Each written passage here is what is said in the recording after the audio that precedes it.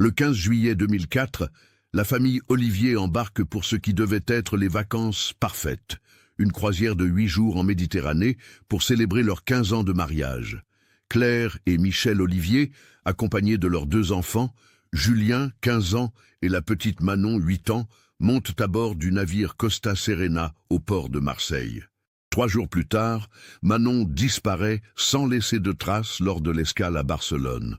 Malgré des recherches intensives impliquant les autorités françaises, espagnoles et italiennes, aucune piste sérieuse n'émergera jamais. Le cauchemar de cette famille française se transformera en une décennie de souffrance, de culpabilité et de questions sans réponse. Mais en octobre 2014, exactement 10 ans après cette disparition qui avait fait la une des journaux, Julien Olivier, désormais âgé de 25 ans, fait une découverte sur Facebook qui va bouleverser à jamais sa compréhension de ce qui est arrivé à sa petite sœur. Ce qu'il découvre ce jour-là va révéler une vérité plus sombre et plus complexe que tout ce que sa famille avait pu imaginer. Avant de continuer avec cette histoire perturbante, si vous appréciez les cas mystérieux réels comme celui-ci, abonnez-vous à la chaîne et activez les notifications pour ne manquer aucun nouveau cas. Maintenant, découvrons comment tout a commencé. Pour comprendre l'ampleur de cette tragédie, il faut d'abord connaître la famille Olivier.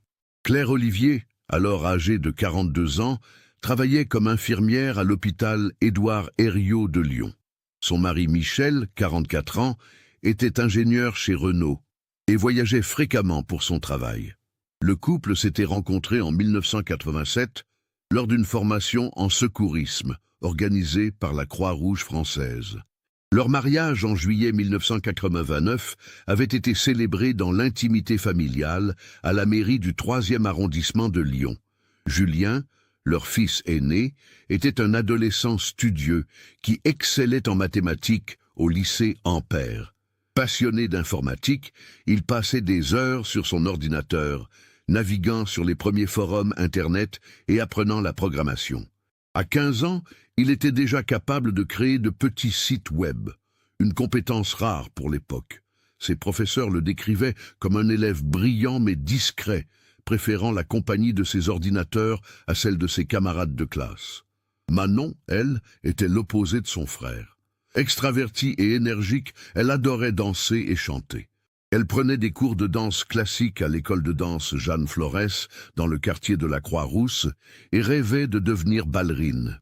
Ses grands yeux verts et ses boucles châtaines lui donnaient un charme naturel qui attendrissait tous ceux qui la rencontraient.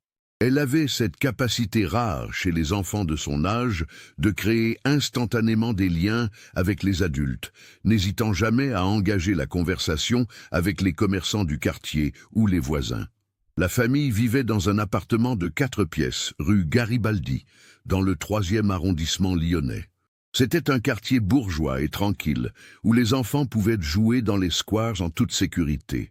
Les Olivier étaient une famille aimante, mais comme beaucoup de familles de classe moyenne, ils jonglaient entre les obligations professionnelles et familiales. Michel était souvent absent pour des déplacements professionnels, laissant Claire gérer seule l'éducation des enfants et les tâches ménagères. L'idée de cette croisière était née d'une conversation entre collègues à l'hôpital. Une infirmière avait raconté à Claire ses vacances merveilleuses en Méditerranée l'année précédente, décrivant les couchers de soleil sur la mer, les escales dans des ports pittoresques et l'atmosphère détendue qui régnait sur le navire. Claire avait été séduite par cette idée de vacances où elle n'aurait rien à organiser, où tous les repas seraient préparés et où la famille pourrait enfin passer du temps ensemble sans les distractions du quotidien. Michel avait d'abord hésité. Les finances familiales étaient tendues depuis qu'ils avaient acheté une voiture neuve l'année précédente, et le coût de la croisière représentait une dépense importante. Mais Claire avait insisté, arguant que c'était leur 15e anniversaire de mariage et qu'ils n'avaient jamais pris de vraies vacances en famille. Elle avait même accepté de faire des heures supplémentaires à l'hôpital pendant plusieurs mois pour contribuer au financement du voyage. Les préparatifs avaient pris plusieurs semaines. Claire avait méticuleusement préparé les valises, s'assurant que chaque membre de la famille ait des vêtements adaptés à toutes les situations. Tenue décontractée pour la journée, vêtements élégants pour les dîners, maillot de bain pour la piscine et chaussures confortables pour les excursions. Elle avait même acheté une nouvelle robe pour Manon, une petite robe blanche à fleurs roses que sa fille avait choisie elle-même dans un magasin du centre commercial de la Part-Dieu. Julien, de son côté, avait été moins enthousiaste à l'idée de passer 8 jours enfermé sur un bateau avec ses parents et sa petite sœur. À 15 ans, il commençait à revendiquer son indépendance et aurait préféré passer ses vacances avec ses amis. Mais il n'avait pas eu le choix, et au fond de lui, il était curieux de découvrir cette expérience maritime dont il avait entendu parler dans des films. Le choix de la croisière Costa Serena n'était pas anodin. Cette compagnie italienne jouissait d'une excellente réputation et proposait des tarifs abordables pour les familles. L'itinéraire prévu était alléchant. Départ de Marseille, puis escales à Gênes, Rome, Naples, Palerme, Barcelone et retour à Marseille. Chaque port promettait des découvertes culturelles et historiques, des excursions organisées et la possibilité pour chaque membre de la famille de trouver des activités à son goût. Les semaines précédant le départ, l'excitation était palpable dans l'appartement de la rue Garibaldi. Manon comptait les jours sur son calendrier de princesse Disney, marquant chaque jour qui passait d'une croix colorée. Elle avait même préparé un petit carnet de voyage où elle comptait dessiner et écrire ses impressions. Claire avait acheté des guides touristiques et planifiait déjà les excursions qu'il ferait dans chaque port. Le matin du 15 juillet 2004, la famille s'était levée avant l'aube pour prendre le TGV de 6h45 à la gare de Lyon-Part-Dieu. Claire avait à peine dormi, vérifié une dernière fois que tous les documents nécessaires étaient dans son sac à main. Passeport, billets de croisière, carte d'identité et numéro de téléphone d'urgence. Michel avait chargé les valises dans la voiture et les avait conduits à la gare dans l'air frais du petit matin lyonnais. Le trajet en TGV jusqu'à Marseille s'était déroulé dans une atmosphère joyeuse. Manon regardait défiler le paysage provençal par la fenêtre, s'émerveillant des champs de lavande et des villages perchés sur les collines. Julien, casque sur les oreilles, écoutait sa musique tout en lisant un magazine informatique. Claire et Michel discutaient à voix basse de leurs attentes pour cette semaine, se tenant la main comme de jeunes mariés. L'embarquement au port de Marseille s'était déroulé sans encombre. Le Costa Serena était un navire impressionnant de 294 mètres de long, capable d'accueillir 3700 passagers et 1100 membres d'équipage. Les Oliviers avaient été émerveillés par le luxe des installations. Restaurants, bars, piscines, théâtres, casinos et même une piste de course sur le pont supérieur. Leur cabine, située sur le pont 6, était petite mais fonctionnelle. 2 lits superposés pour les enfants, un lit double pour les parents, une petite salle de bain et un hublot donnant sur la mer. Manon avait immédiatement réclamé le lit du haut, arguant qu'elle était assez grande maintenant pour ne pas tomber. Julien avait haussé les épaules, préférant de toute façon le lit du bas où il pourrait lire plus facilement. Les 2 premiers jours de la croisière s'étaient déroulés comme dans un rêve. La famille avait participé aux activités organisées sur le navire, cours de danse pour Manon, tournoi de ping-pong pour Julien, soirée dansante pour les parents. Les escales à Gênes et à Rome avaient été riches en découvertes.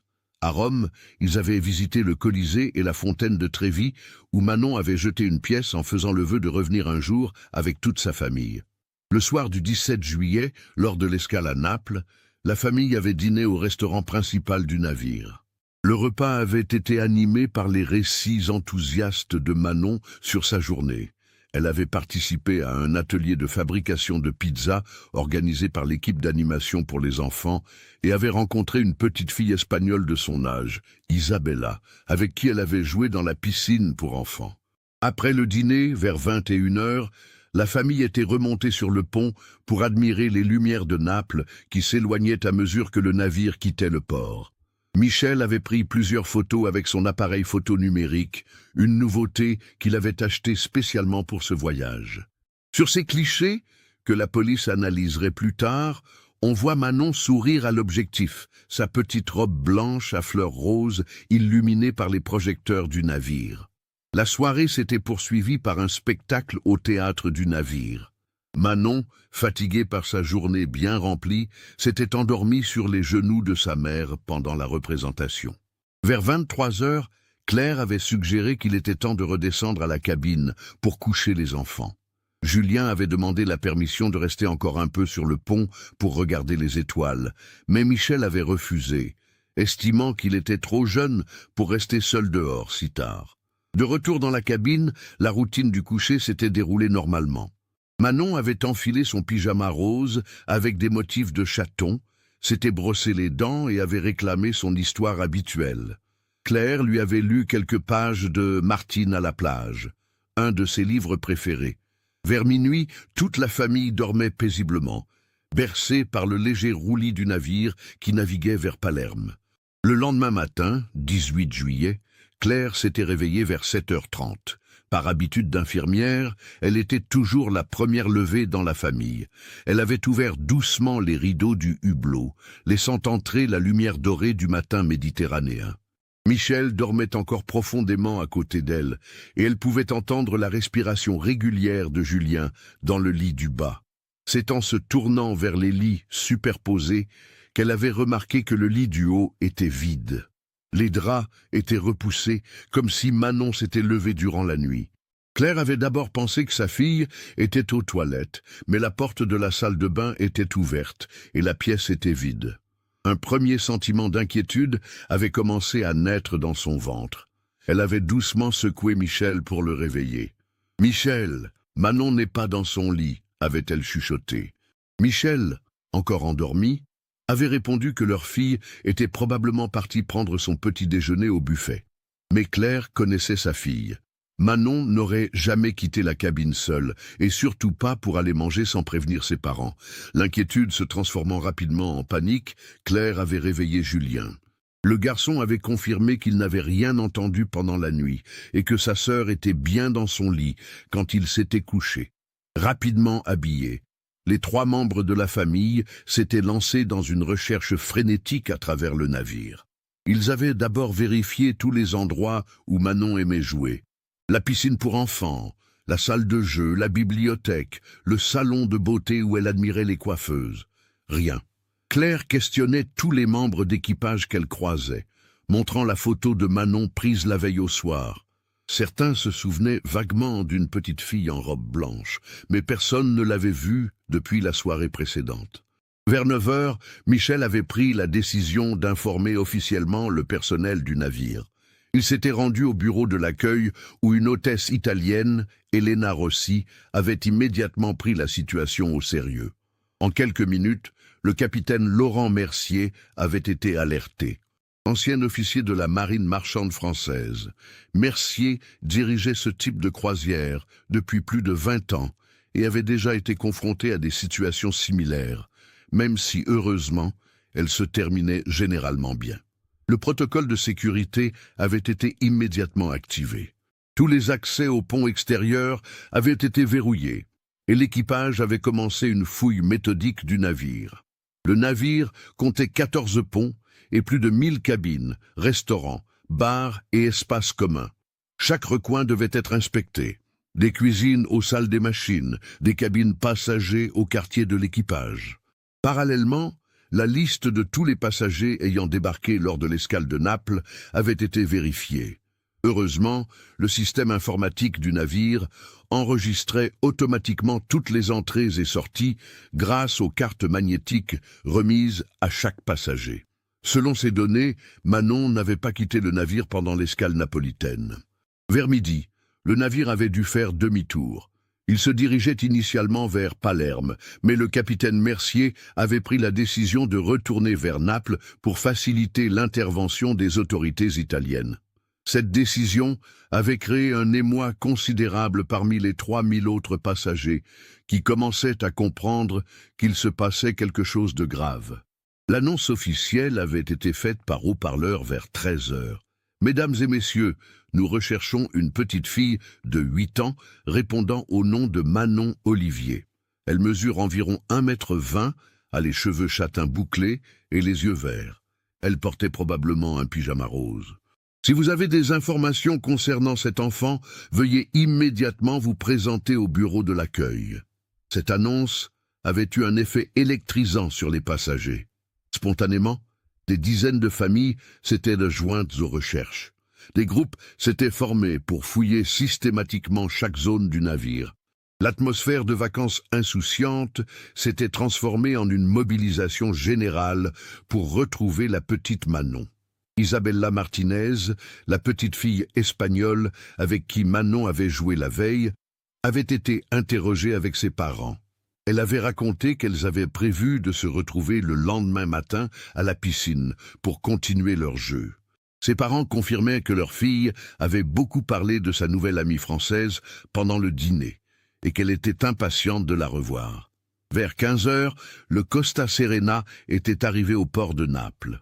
Les autorités italiennes étaient déjà sur place. Police maritime, garde-côtes et même une unité cynophile spécialisée dans la recherche de personnes disparues. Le navire avait été placé sous contrôle judiciaire et aucun passager n'était autorisé à débarquer tant que les recherches n'étaient pas terminées. Les chiens policiers avaient été introduits sur le navire vers 16 heures. Ils avaient d'abord été menés dans la cabine de la famille Olivier pour prendre l'odeur de Manon à partir de ses vêtements. Puis, méthodiquement, ils avaient parcouru chaque pont, chaque couloir, chaque recoin du navire.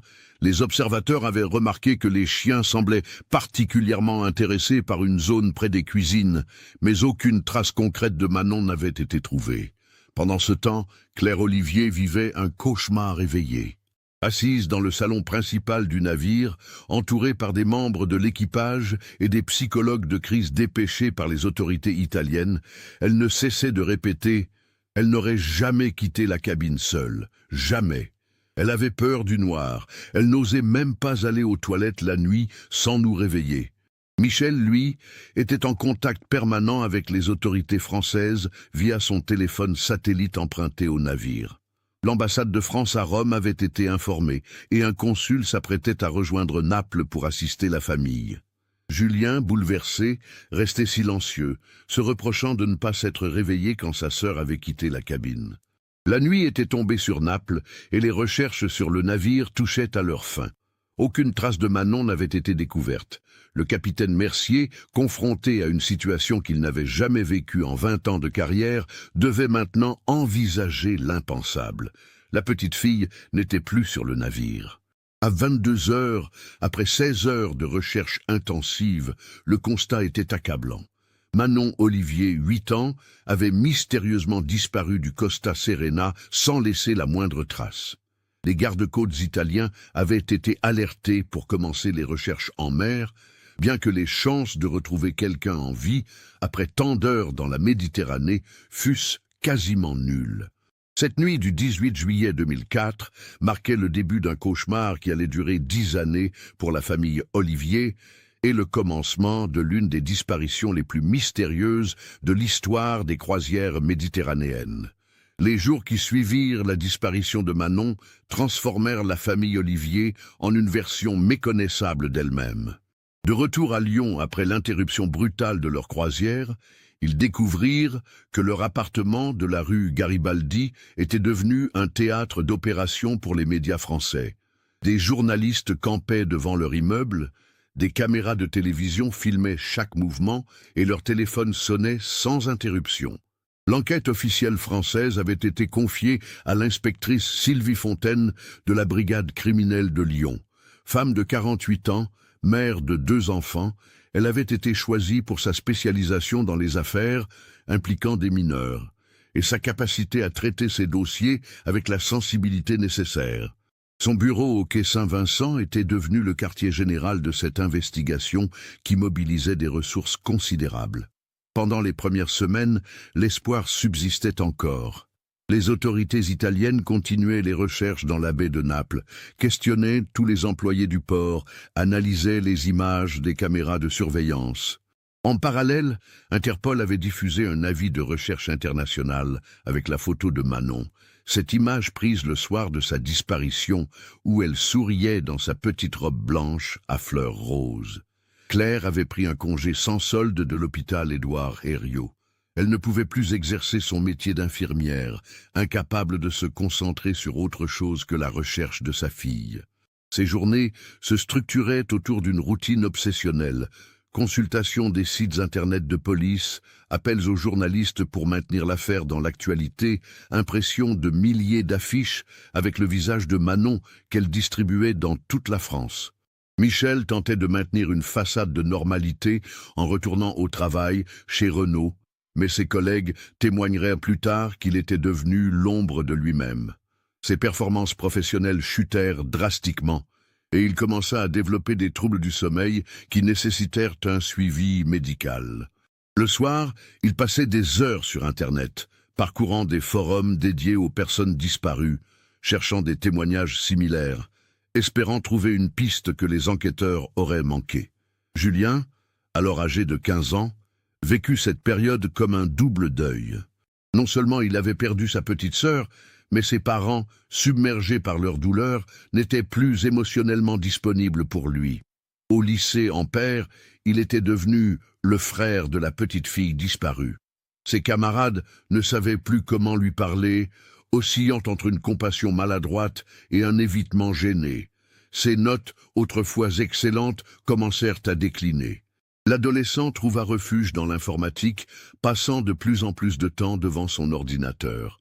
Il créa même un site web dédié à la recherche de Manon, avec toutes les informations disponibles, les photos, les témoignages.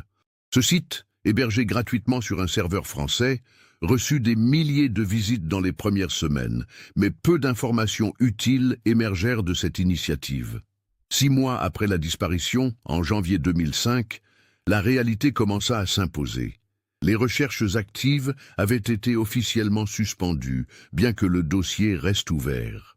L'inspectrice Fontaine continuait à recevoir des témoignages sporadiques, mais aucun ne se révélait crédible. Des médiums contactaient régulièrement la famille, prétendant avoir des visions de Manon, créant de faux espoirs suivis de déceptions cruelles. C'est à cette période que les premières fissures apparurent dans le couple Olivier. Claire reprochait à Michel de ne pas en faire assez, de ne pas être assez présent dans les recherches. Michel accusait Claire de s'enfoncer dans une obsession malsaine qui détruisait ce qui restait de leur famille. Les disputes éclataient régulièrement, souvent devant Julien qui assistait, impuissant, à la désintégration de son univers familial. En septembre 2005, Julien entra en terminale. Ses professeurs, conscients de sa situation familiale, lui accordèrent une attention particulière, mais le jeune homme s'était refermé sur lui-même. Il avait développé une relation quasi exclusive avec son ordinateur, apprenant de nouveaux langages de programmation, créant des sites web de plus en plus sophistiqués. Ses compétences techniques progressaient de façon remarquable, comme s'il sublimait sa douleur dans la maîtrise du code informatique. L'année 2006 marqua un tournant dramatique. Claire avait commencé à fréquenter un groupe de soutien pour parents d'enfants disparus qui se réunissait chaque jeudi soir dans une salle paroissiale du 5e arrondissement. Ces rencontres, animées par une psychologue bénévole, lui apportaient un réconfort que Michel ne parvenait plus à lui donner. Elle y rencontra d'autres parents vivant des situations similaires, certains depuis plusieurs années. Michel, de son côté, sombrait progressivement dans la dépression. Il avait été mis en arrêt maladie par la médecine du travail de Renault après plusieurs incidents où il s'était endormi à son poste. Son médecin généraliste lui prescrivit des antidépresseurs, mais Michel refusait de consulter un psychiatre, considérant que cela reviendrait à accepter la mort de Manon. Julien obtint son baccalauréat scientifique en juin 2007 avec la mention « assez bien », un résultat honorable compte tenu des circonstances. Il s'inscrivit en classe préparatoire scientifique au lycée du Parc à Lyon, mais ses véritables centres d'intérêt se tournaient de plus en plus vers l'informatique et Internet. Il avait découvert les premières versions de Facebook, alors réservées aux étudiants américains, et se passionnait pour ces nouvelles formes de communication sociale. En 2008, 4 ans après la disparition, le couple Olivier se sépara officiellement. Claire avait pris la décision de quitter l'appartement de la rue Garibaldi, devenu trop chargé de souvenirs douloureux. Elle s'installa dans un petit 2 pièces dans le quartier de Bellecour, emmenant avec elle toutes les affaires de Manon qu'elle avait religieusement conservées, vêtements, jouets, livres, dessins. Le divorce fut prononcé en janvier 2009. Michel conserva l'appartement familial, mais le transforma en une sorte de sanctuaire dédié à Manon. Sa chambre resta intacte, exactement comme elle l'avait laissé le matin du 15 juillet 2004.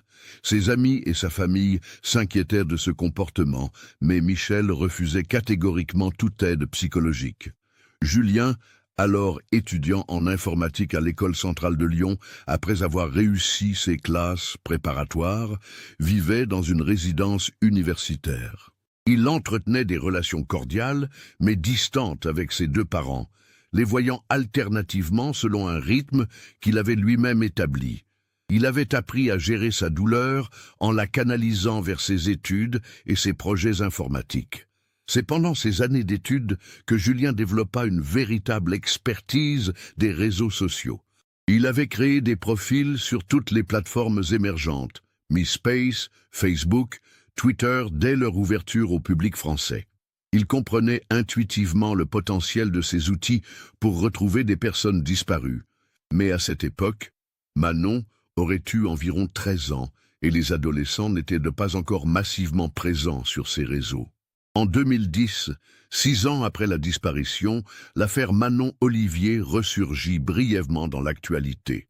Un magazine spécialisé dans les faits divers publia un dossier sur les disparitions inexpliquées sur les navires de croisière.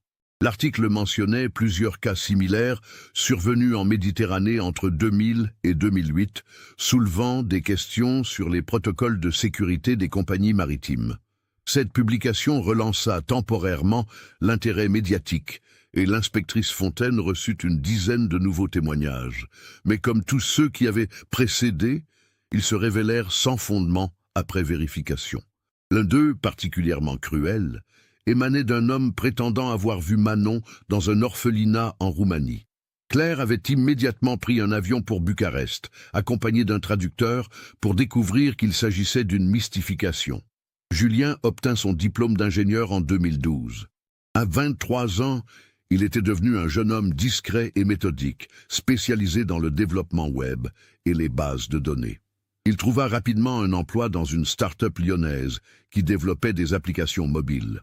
Ses collègues le décrivaient comme brillant mais solitaire, totalement dévoué à son travail. Professionnellement, Julien excellait dans tout ce qui touchait à la recherche d'informations sur Internet. Il avait développé des techniques particulièrement efficaces pour retrouver des traces numériques de personnes, explorant les recoins les plus obscurs du web, analysant les métadonnées des photos, croisant les informations de différentes plateformes. Cette compétence, acquise initialement dans l'espoir de retrouver sa sœur, était devenue son atout professionnel principal. En parallèle, il continuait à maintenir le site web dédié à Manon, qu'il avait régulièrement modernisé au fil des années. Le site recevait encore quelques visiteurs chaque mois, principalement des personnes s'intéressant aux disparitions mystérieuses ou des étudiants en criminologie travaillant sur ce type d'affaires. Claire, de son côté, avait tenté de reconstruire sa vie. Elle avait repris son travail d'infirmière en 2010, mais dans un autre service de l'hôpital, Édouard Herriot, pour éviter les questions de ses anciens collègues. Elle entretenait une relation stable avec Philippe, un veuf rencontré dans son groupe de soutien, mais refusait de s'engager plus avant, comme si elle restait fidèle à sa fille disparue. Michel était celui qui s'en sortait le moins bien. Mis en invalidité par la sécurité sociale pour dépression sévère, il vivait reclus dans l'appartement de la rue Garibaldi, transformé en musée de sa fille disparue. Il recevait régulièrement la visite de son frère Daniel, qui s'inquiétait de son état psychologique, mais Michel refusait obstinément toute aide médicale. Le 12 octobre 2014, 10 ans et 3 mois exactement après la disparition de Manon, Julien Olivier travaillait comme d'habitude dans les bureaux de sa start-up située dans le quartier de la Confluence à Lyon. L'entreprise, spécialisée dans le développement d'applications de géolocalisation, occupait un open space moderne avec vue sur le Rhône. Julien, désormais chef de projet à 25 ans, supervisait une équipe de 4 développeurs. Ce jour-là, il testait une nouvelle fonctionnalité de l'application sur laquelle il travaillait. Un système de reconnaissance faciale permettant d'identifier des personnes dans les photos partagées sur les réseaux sociaux. Cette technologie, encore balbutiante en 2014, nécessitait des tests approfondis pour vérifier sa fiabilité. Pour ces tests, Julien utilisait habituellement des photos de célébrités ou de collègues ayant donné leur accord. Mais ce matin-là, par nostalgie ou par réflexe professionnel, il décida d'utiliser les photos de Manon conservées dans ses archives personnelles. Il sélectionna plusieurs clichés de sa sœur. Celui pris le soir de sa disparition dans sa robe blanche à fleurs, d'autres photos de famille prises pendant leurs vacances précédentes, et même quelques images tirées de ses vidéos de danse classique. L'algorithme de reconnaissance faciale qu'il testait était conçu pour analyser les caractéristiques morphologiques d'un visage et rechercher des correspondances sur Internet. En théorie, il devait pouvoir retrouver d'autres photos de la même personne, même prises plusieurs années plus tard, en tenant compte de l'évolution naturelle des traits avec l'âge. Julien lança la recherche sans grande conviction, considérant cela comme un simple test technique. L'algorithme commença à analyser les photos de Manon, décomposant son visage en points de référence. Distance entre les yeux, forme du nez, ligne des sourcils, contour des lèvres, puis il entama sa recherche sur les bases de données des principaux réseaux sociaux. Facebook, Twitter, Instagram, Google+. Les premières minutes ne donnèrent rien d'intéressant. L'algorithme proposait des visages ayant des ressemblances approximatives, mais rien de convaincant. Julien commençait à penser que ce test n'aboutirait à rien, quand soudain, l'écran afficha un résultat avec un taux de correspondance de 87%. L'image qui apparut le glaça d'effroi. C'était le profil Facebook d'une jeune fille nommée Maria Mendoza, âgée de 18 ans selon les informations visibles, vivant à Valence en Espagne. Mais ce qui sidéra Julien, c'est que cette Maria Mendoza avait exactement les mêmes yeux verts que Manon, la même forme de visage, et surtout, elle avait publié dans ses photos plusieurs clichés d'enfance qui ressemblaient de façon troublante à sa sœur disparue. Le cœur de Julien battait si fort qu'il entendait ses pulsations dans ses oreilles. Ses mains tremblaient sur le clavier de son ordinateur. Il examina attentivement le profil de cette Maria Mendoza. Les informations étaient partielles. Âge déclaré de 18 ans, résidence à Valence, études dans un lycée local. Mais c'étaient les photos qui retenaient toute son attention. Parmi les images publiées par Maria, plusieurs montraient une petite fille entre 5 et 8 ans, avec des boucles châtaines et des yeux verts perçants. Cet enfant portait des vêtements qui ne correspondaient pas du tout au style espagnol traditionnel, mais plutôt à la mode française du début des années 2000. Sur l'une des photos, la fillette tenait un livre qui semblait être en français, bien que la résolution ne permette pas de lire le titre clairement. Plus troublante encore, l'une des photos d'enfance montrait la petite fille dans ce qui ressemblait à un cours de danse classique, dans une salle avec des barres et des miroirs. La pose, l'expression de l'enfant, même l'angle de la photo, rappelaient étrangement les souvenirs que Julien conservait des cours de danse de Manon à l'école Jeanne Florès. Julien screenshot toutes les images accessibles du profil, mais se rendit compte qu'il ne pouvait pas voir l'intégralité du contenu car il n'était pas ami avec cette Maria Mendoza. Il ne pouvait accéder qu'aux photos de profil et à quelques publications définies comme publiques. L'analyse technique de l'algorithme affichait des détails qui ne mentaient pas. La distance entre les yeux était identique à plus de 95%. La forme générale du visage correspondait à 89%. Et même la particularité de l'oreille droite de Manon, légèrement décollée, un détail que seuls ses proches connaissaient, semblait présente sur les photos de Maria.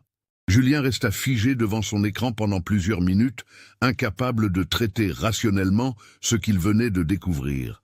Était-ce possible que sa sœur, disparue à 8 ans, soit devenue cette jeune Espagnole de 18 ans? Les dates correspondait parfaitement. Manon aurait eu exactement 18 ans en 2014. Ses premières réactions furent contradictoires. D'un côté, l'ingénieur en lui analysait froidement les probabilités. Des millions de profils Facebook existaient, les ressemblances physiques étaient fréquentes, son algorithme était encore expérimental. De l'autre côté, le frère endeuillé reconnaissait instinctivement des détails que seul un proche de Manon pouvait identifier. Il passa le reste de sa journée de travail à analyser méthodiquement tous les éléments disponibles sur le profil de Maria Mendoza. Il note que les premières publications de ce compte dataient de 2012, soit exactement l'année où Manon aurait eu 16 ans. L'âge légal pour créer un profil Facebook en Espagne. Coïncidence troublante ou calcul délibéré? Les publications de Maria étaient rédigées en espagnol, mais Julien, qui avait étudié cette langue au lycée, comprenait l'essentiel. Elle parlait de ses études, de ses amis, de ses sorties. Rien d'extraordinaire, le quotidien d'une adolescente espagnole normale, mais quelques détails attirèrent son attention.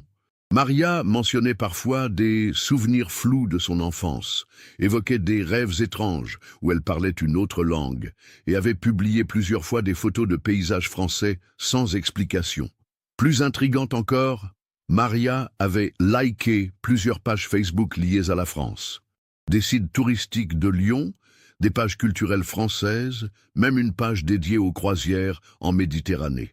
Pour une jeune Espagnole de Valence, cet intérêt pour la France pouvait sembler anodin, mais combiné aux autres éléments, il prenait une dimension particulière. Julien rentra chez lui ce soir-là dans un état de confusion totale.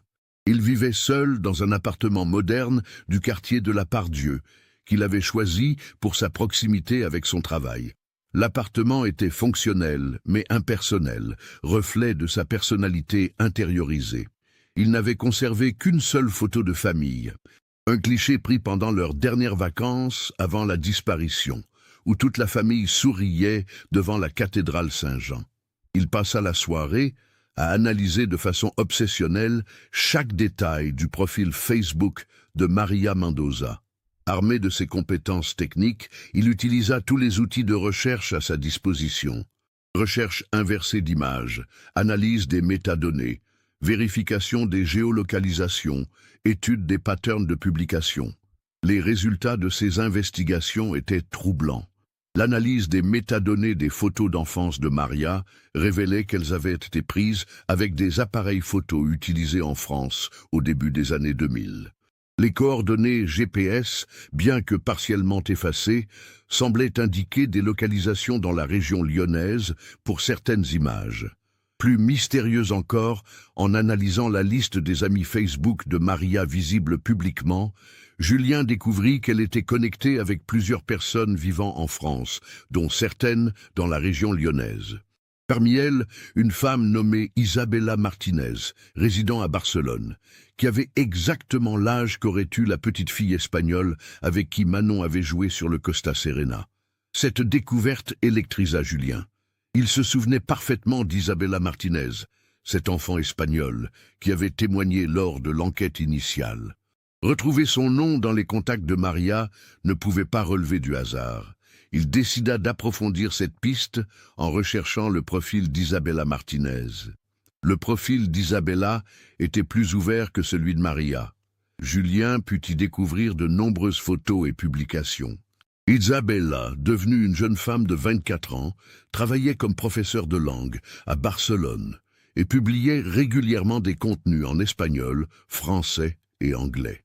Mais ce qui attira immédiatement l'attention de Julien, c'est qu'Isabella avait publié en 2013 un long message en français parfaitement rédigé, évoquant des retrouvailles inattendues avec une amie d'enfance perdue de vue. Dans ce message, Isabella écrivait « Il y a des rencontres qui marquent une vie, même quand on est enfant. J'ai retrouvé une amie très chère que je pensais ne jamais revoir. Les circonstances nous avaient séparés brutalement, mais le destin nous a réunis. Certaines amitiés transcendent le temps et l'espace. » Ce message était accompagné d'une photo montrant Isabella en compagnie d'une jeune fille aux boucles châtaines et aux yeux verts, prise dans ce qui ressemblait à un café barcelonais. La jeune fille de la photo était indéniablement la même que celle du profil de Maria Mendoza. Julien screenshot cette image et l'analysa avec tous les outils techniques à sa disposition. La reconnaissance faciale confirmait une correspondance de 94% avec les photos de Maria Mendoza et de 91% avec les photos d'enfance de Manon. Les caractéristiques morphologiques étaient parfaitement cohérentes avec l'évolution naturelle du visage de sa sœur sur 10 années. Mais Julien ne pouvait plus continuer ses recherches seul. Il avait besoin de confronter ses découvertes à un regard extérieur, de vérifier qu'il ne s'enfonçait pas dans une obsession délirante alimentée par 10 années de deuil non résolu. Le lendemain matin, il prit une décision qui allait changer le cours de sa vie. Il contacta l'inspectrice Sylvie Fontaine. L'inspectrice Fontaine, désormais âgée de 58 ans et proche de la retraite, travaillait toujours à la brigade criminelle de Lyon. L'affaire Manon Olivier restait l'un de ses dossiers non résolus les plus marquants. Quand elle reçut l'appel de Julien, son premier réflexe fut la méfiance. En 10 années d'enquête, elle avait reçu des centaines de témoignages de personnes persuadées d'avoir retrouvé Manon. Et tous s'étaient révélés infondés. Mais quand Julien lui expliqua sa découverte et sa méthode de recherche, l'inspectrice accepta de le rencontrer. Elle connaissait la réputation professionnelle du jeune homme. Plusieurs de ses collègues avaient fait appel à ses compétences techniques pour des enquêtes impliquant des traces numériques. Le rendez-vous eut lieu le 15 octobre 2014 au commissariat du quai Saint-Vincent. Julien arriva avec son ordinateur portable, tous ses screenshots et une présentation méthodique de ses découvertes. L'inspectrice Fontaine l'écouta pendant 2 heures, posant des questions techniques précises, vérifiant chaque élément de son raisonnement. Au terme de cette entrevue, Sylvie Fontaine admit que les éléments présentés par Julien méritaient d'être vérifiés. Elle contacta immédiatement ses homologues espagnols pour demander une investigation discrète sur cette Maria Mendoza, résidente à Valence. Les premières vérifications effectuées par la police espagnole révélèrent des incohérences troublantes dans l'identité de Maria Mendoza. Selon les registres officiels espagnols, cette jeune fille était arrivée en Espagne en 2004, à l'âge de 8 ans, en compagnie d'un couple, Carmen et Ricardo Mendoza, qui l'avaient déclarée comme leur fille adoptive. Mais les documents d'adoption présentés à l'époque comportaient des irrégularités administratives qui n'avaient pas été détectées par les services sociaux débordés de la région de Valence. L'enquête révéla que Carmen et Ricardo Mendoza, un couple d'une 50aine d'années sans antécédents judiciaires, avaient déclaré avoir adopté l'enfant par l'intermédiaire d'une association humanitaire française qui s'occupait d'orphelins. Cette association, baptisée Nouveaux Horizons pour l'enfance, avait effectivement existé jusqu'en 2005, date à laquelle elle avait été dissoute à la suite d'irrégularités financières. Ses dirigeants avaient disparu sans laisser de traces, emportant tous les dossiers d'adoption. Plus les investigations progressaient, plus les preuves s'accumulaient. L'analyse des empreintes digitales prélevées discrètement sur un verre utilisé par Maria Mendoza dans son lycée de Valence fut comparée aux empreintes de Manon conservées dans les archives de la police française. La correspondance était parfaite. Mais la révélation la plus bouleversante arriva quand les enquêteurs espagnols interrogèrent discrètement les voisins de la famille Mendoza. Plusieurs témoins confirmèrent qu'en 2004, Carmen Mendoza était revenue de voyage avec une petite fille qu'elle présentait comme sa fille adoptive. Ils se souvenaient que l'enfant ne parlait que français et semblait désorienté. L'une des voisines, Mercedes Ruiz, une retraitée de 70 ans, se souvenait même d'un détail particulier. La petite pleurait beaucoup les premiers mois. Elle réclamait sa maman Claire et son papa Michel. Carmen disait que c'étaient les noms qu'elle donnait à ses anciens tuteurs dans l'orphelinat français. Ces révélations créèrent une onde de choc dans l'enquête. Manon Olivier était belle et bien vivante, élevée sous une fausse identité en Espagne depuis 10 années. Mais comment était-elle arrivée là? Qui étaient les véritables responsables de son enlèvement? Et surtout, fallait-il révéler immédiatement la vérité à cette jeune fille qui ignorait tout de ses origines réelles? L'inspectrice Fontaine se trouvait confrontée à une situation sans précédent dans sa carrière. Elle devait désormais orchestrer une opération délicate impliquant les autorités françaises et espagnoles, tout en préservant l'équilibre psychologique d'une jeune fille qui allait découvrir que toute sa vie n'était qu'un mensonge. Le 3 novembre 2014, après 3 semaines d'investigation serrée menées conjointement par les polices françaises et espagnoles, l'inspectrice Fontaine reçut l'autorisation du procureur de Lyon de procéder à l'interpellation de Carmen et Ricardo Mendoza.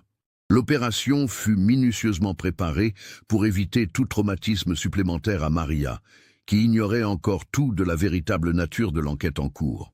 Les autorités espagnoles avaient placé la famille Mendoza sous surveillance discrète depuis 1 semaine. Carmen Mendoza, âgée de 58 ans, travaillait comme secrétaire dans une compagnie d'assurance de Valence. Ricardo, 60 ans, était mécanicien à la retraite depuis 2012. Il vivait dans un modeste appartement du quartier de Ruzafa, un secteur populaire mais tranquille de la ville. L'arrestation eut lieu un mardi matin, pendant que Maria était en cours au lycée Santiago Rusiñol. Carmen Mendoza était à son bureau quand 2 inspecteurs de la Guardia Civile se présentèrent. Elle ne résista pas, mais son effondrement psychologique fut immédiat. Elle répéta simplement « Je savais que ce jour arriverait. Je savais qu'on ne pouvait pas garder ce secret éternellement. » Ricardo Mendoza fut interpellé simultanément à son domicile.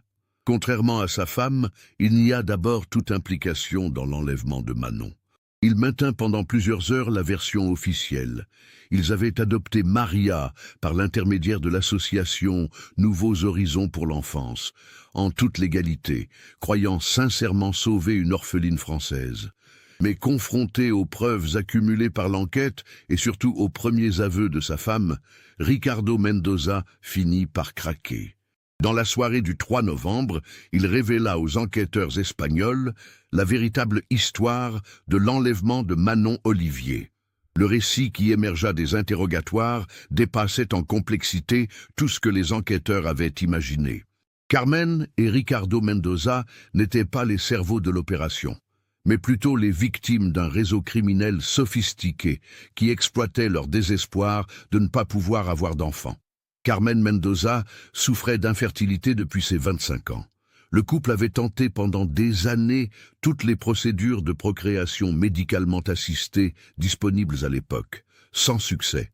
Leur demande d'adoption légale avait été refusée en raison de l'âge avancé de Ricardo et de leurs revenus modestes. En 2003, ils avaient perdu tout espoir de fonder une famille. C'est dans ce contexte de détresse qu'ils furent contactés en janvier 2004 par un homme se présentant sous le nom de Vincent Lacroix. Cet individu, la quarantaine élégante, prétendait représenter une organisation humanitaire française qui s'occupait d'orphelins de guerre et d'enfants abandonnés. Il leur proposa une adoption alternative, légèrement en marge des circuits officiels, mais parfaitement morale selon ses dires. Vincent Lacroix leur expliqua que de nombreux enfants français se trouvaient dans des situations familiales dramatiques, parents toxicomanes, violences domestiques, négligences graves.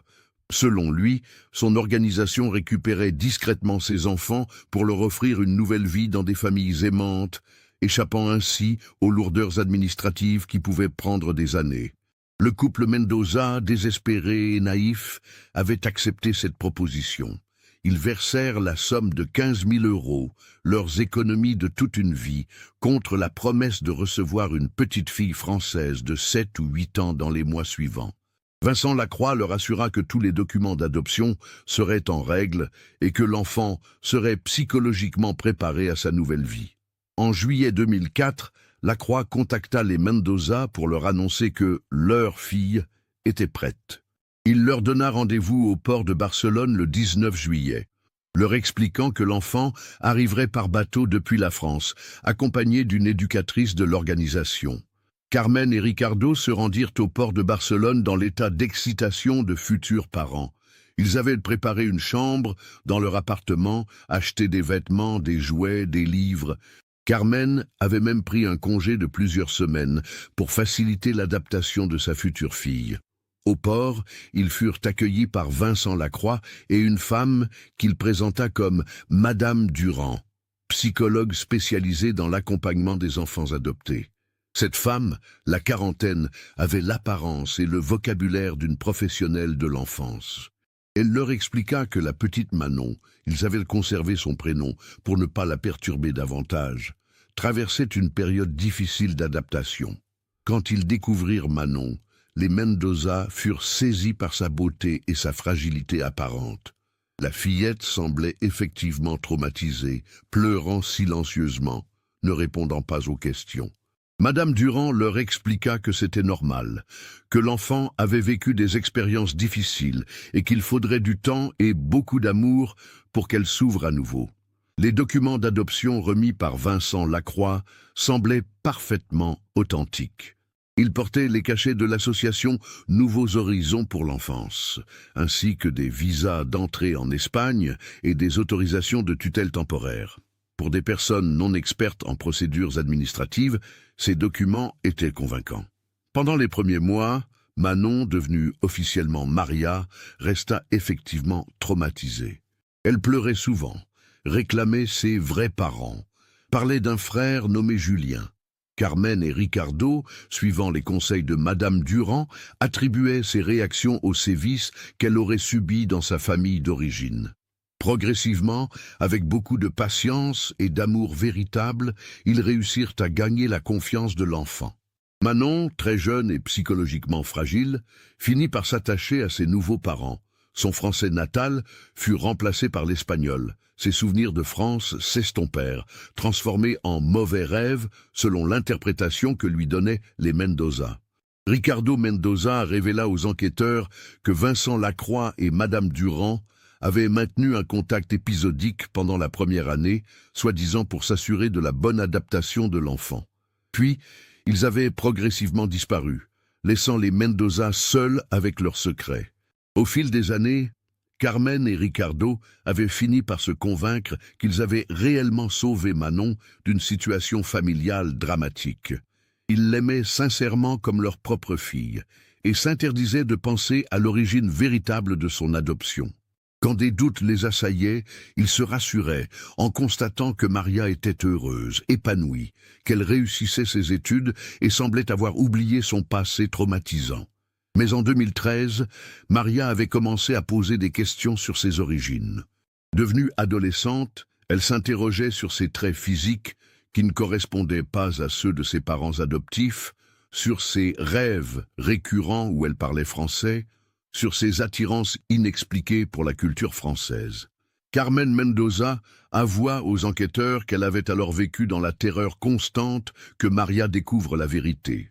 Elle surveillait ses recherches Internet, contrôlait ses interactions sur les réseaux sociaux, redoutant qu'elle tombe par hasard sur des informations relatives à sa disparition. Cette surveillance maternelle obsessionnelle expliquait pourquoi Maria avait fini par entrer en contact avec Isabella Martinez sur Facebook. En fouillant dans ses souvenirs d'enfance floue, elle se souvenait vaguement d'une petite fille espagnole rencontrée pendant des vacances. Retrouver Isabella était pour elle un moyen de reconstituer les fragments de sa mémoire. Isabella Martinez, de son côté, avait immédiatement reconnu son amie d'enfance quand Maria l'avait contactée en 2013. Elle se souvenait parfaitement de cette petite fille française rencontrée sur le Costa Serena, de sa disparition mystérieuse, de l'émoi que cela avait créé sur le navire. Mais quand Maria lui expliqua qu'elle vivait en Espagne depuis toujours, Isabella avait préféré se taire, pensant qu'elle s'était trompée de personne. Les révélations de Carmen et Ricardo Mendoza permettaient de reconstituer une partie du puzzle. Mais des zones d'ombre subsistaient. Qui était réellement Vincent Lacroix? Comment le réseau criminel s'y était-il pris pour enlever Manon du Costa Serena? Existait-il d'autres victimes? L'enquête révéla que Vincent Lacroix était un pseudonyme. Les services de police français et espagnols, en croisant leurs fichiers, identifièrent cet homme sous son véritable nom. Vincent Moreau, 52 ans, ancien employé d'une agence de voyage lyonnaise, condamné en 1998 pour escroquerie et faux en écriture. Moreau avait disparu de la circulation en 2005, peu après la dissolution de l'association Nouveaux Horizons pour l'enfance. Les enquêteurs découvrirent qu'il avait organisé au moins 3 autres adoptions similaires entre 2003 et 2004, toujours en exploitant la détresse de couples stériles européens. Quant à Madame Durand, elle fut identifiée comme étant Sylvie Beaumont, une ancienne éducatrice spécialisée radiée de la fonction publique pour négligence grave. Elle avait été retrouvée morte dans un accident de voiture en 2006 près de Perpignan, dans des circonstances que la police qualifiait maintenant de suspectes. Le 10 novembre 2014, une semaine après l'arrestation des époux Mendoza, l'inspectrice Fontaine et une psychologue spécialisée dans l'accompagnement des victimes se rendirent à Valence pour rencontrer Maria. La jeune fille avait été temporairement confiée à une famille d'accueil après l'interpellation de ses parents adoptifs, sans comprendre les raisons de cette séparation brutale. La révélation de la vérité à Maria constitua l'un des moments les plus difficiles de la carrière de Sylvie Fontaine. Comment expliquer à une jeune fille de 18 ans que toute sa vie n'était qu'un mensonge, qu'elle avait été enlevée à l'âge de 8 ans, que ses véritables parents la pleuraient depuis 10 années? Maria reçut cette révélation dans un silence absolu. Pendant plusieurs minutes, elle resta figée, incapable de prononcer un mot. Puis, progressivement, des souvenirs enfouis remontèrent à la surface. Des bribes de français qu'elle pensait inventer, des images d'un appartement lyonnais qu'elle croyait imaginaire, le visage d'un garçon plus âgé qu'elle appelait Julien dans ses rêves. La psychologue qui l'accompagnait témoigna plus tard que Maria avait réagi avec une maturité surprenante.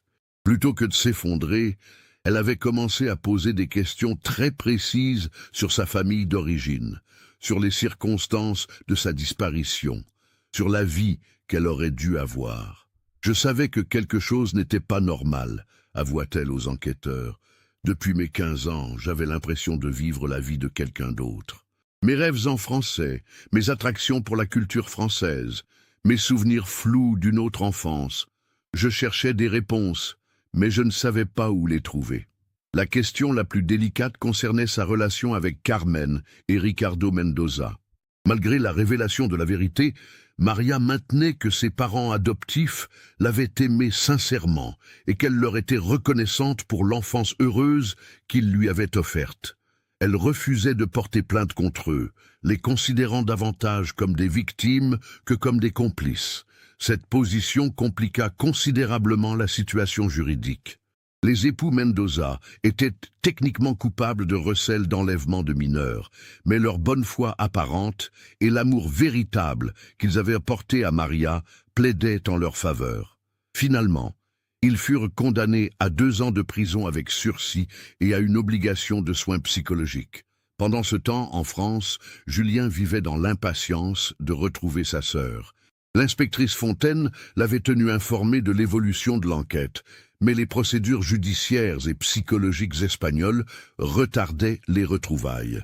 Claire et Michel Olivier avaient été contactés séparément et leurs réactions avaient été diamétralement opposées. Claire avait immédiatement pris un avion pour Valence, malgré les recommandations des autorités de laisser d'abord les psychologues préparer Maria à ses retrouvailles.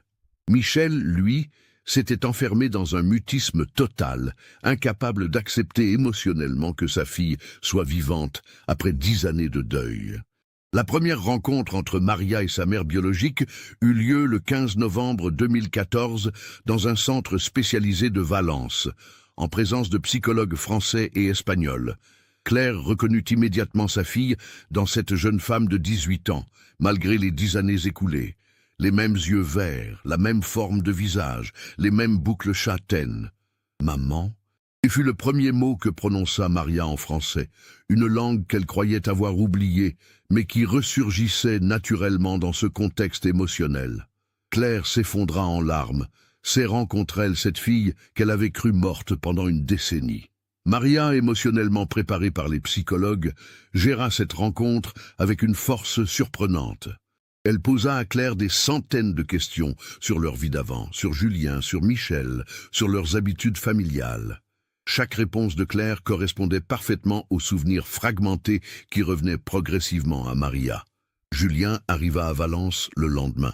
Les retrouvailles entre le frère et la sœur furent différentes, plus apaisées. mais tout aussi émouvante.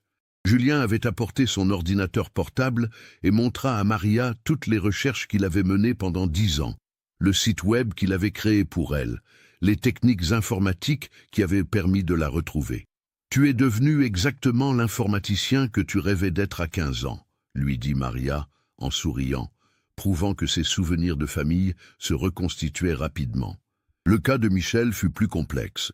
Enfermé dans son appartement sanctuaire de Lyon, il refusait de croire que Manon était vivante, pensant qu'il s'agissait d'un cruel malentendu. Il fallut l'intervention de son frère Daniel et plusieurs séances avec un psychiatre pour qu'il accepte progressivement la réalité.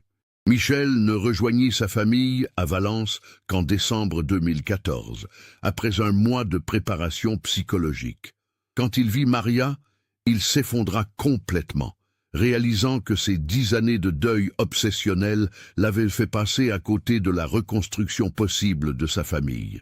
Maria prit la décision de retourner en France pour terminer ses études supérieures, mais elle maintint des liens étroits avec Carmen et Ricardo Mendoza, qu'elle continuait à considérer comme ses parents d'adoption. Cette situation créa une dynamique familiale complexe mais apaisée, où chacun trouvait sa place dans la nouvelle configuration. L'enquête sur le réseau criminel de Vincent Moreau se poursuivit pendant plusieurs années. Les autorités européennes découvrirent que ce réseau avait sévi dans plusieurs pays méditerranéens, exploitant les failles de sécurité des transports internationaux pour enlever des enfants et les revendre à des couples désespérés. Au total, 7 autres victimes furent identifiées, mais Manon resta la seule à être retrouvée vivante. Les autres enquêtes se heurtèrent à la disparition des documents, à la mort des principaux complices et au temps écoulé qui avait effacé de nombreuses preuves. Vincent Moreau ne fut jamais retrouvé. Mais un mandat d'arrêt européen fut émis contre lui. Mais les enquêteurs pensent qu'il a probablement quitté l'Europe pour l'Amérique du Sud ou l'Asie, où il continue peut-être ses activités criminelles sous une nouvelle identité. En 2015, Maria Olivier, elle avait choisi de reprendre son nom de naissance tout en gardant Mendoza comme second nom de famille, s'inscrivit en école de traduction à Lyon. Elle maîtrisait parfaitement le français, l'espagnol et l'anglais, et envisageait une carrière dans la traduction juridique spécialisée dans les affaires internationales. La famille Olivier se reconstruisit progressivement, mais différemment qu'avant. Claire et Michel ne se remirent jamais ensemble, leurs 10 années de séparation ayant créé des différences irréconciliables. Mais ils apprirent à coexister pacifiquement pour offrir à Maria l'environnement familial stable qu'elle méritait. Julien développa une relation particulièrement forte avec sa sœur retrouvée. Leur complicité d'enfance se reconstitua naturellement, enrichie par les épreuves qu'ils avaient traversées. Maria fut fascinée par les compétences techniques que son frère avait développées, et elle l'encouragea à créer sa propre entreprise spécialisée dans la recherche de personnes disparues grâce aux outils numériques. En 2016, Julien lança effectivement cette entreprise, baptisée Digital Detective. Il proposait ses services aux familles de disparus et aux forces de police pour exploiter les traces numériques laissées par les personnes recherchées. Son succès dans l'affaire de sa propre sœur lui valut une réputation internationale dans ce domaine très spécialisé. Maria, de son côté, devint ambassadrice de plusieurs associations de lutte contre l'enlèvement d'enfants. Elle témoignait régulièrement dans des conférences internationales, racontant son expérience pour sensibiliser les professionnels du tourisme et les forces de sécurité aux techniques utilisées par les réseaux criminels. L'affaire Manon Olivier eut également des répercussions importantes sur l'industrie des croisières. Les compagnies maritimes renforcèrent considérablement leurs protocoles de sécurité, installèrent davantage de caméras de surveillance et formèrent leur personnel à la détection des comportements suspects liés au trafic d'enfants. Le Costa Serena, le navire sur lequel Manon avait disparu, fut équipé d'un système de traçage électronique pour tous les passagers mineurs, rendant impossible la disparition d'un enfant sans déclenchement immédiat d'alarmes automatiques. En 2018, 4 ans après les retrouvailles, Maria épousa un jeune juriste français rencontré pendant ses études. La cérémonie eut lieu à Lyon, en présence de toute sa famille reconstituée, Claire, Michel, Julien, mais aussi Carmen et Ricardo Mendoza, venus spécialement d'Espagne pour ce jour si important. Cette cérémonie symbolisa la réconciliation définitive de toutes les facettes de l'identité de Maria. Elle n'était plus seulement Manon Olivier, la petite fille disparue, ni seulement Maria Mendoza, l'adolescente espagnole. Elle était devenue une jeune femme complète, riche de ces deux histoires, de ces deux cultures, de ces deux familles. L'histoire de Manon Olivier devint un cas d'école étudié dans les académies de police européennes et les facultés de criminologie.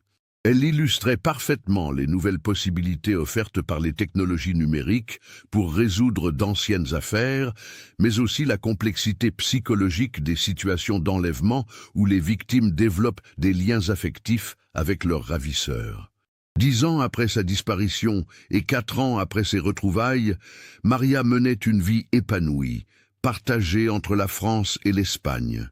Elle avait transformé son traumatisme en force, utilisant son expérience pour aider d'autres familles confrontées à des situations similaires. Cette histoire nous montre comment les nouvelles technologies peuvent redonner espoir aux familles de disparus, même après des années de recherche infructueuses. Elle révèle aussi la complexité des réseaux criminels qui exploitent les failles de notre monde globalisé pour commettre leurs crimes les plus odieux. Mais surtout, elle témoigne de la résilience extraordinaire de l'être humain face aux épreuves les plus terribles. Qu'est-ce qui vous a le plus marqué dans cette histoire?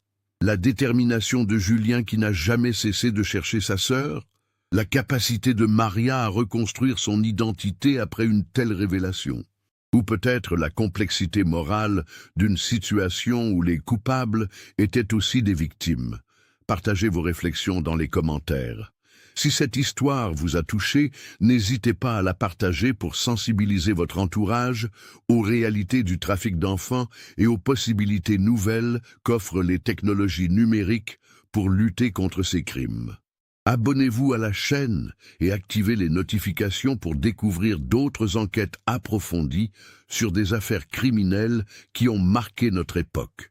Et n'oubliez pas de laisser un pouce en l'air si cette investigation vous a passionné autant qu'elle nous a passionnés à la reconstituer.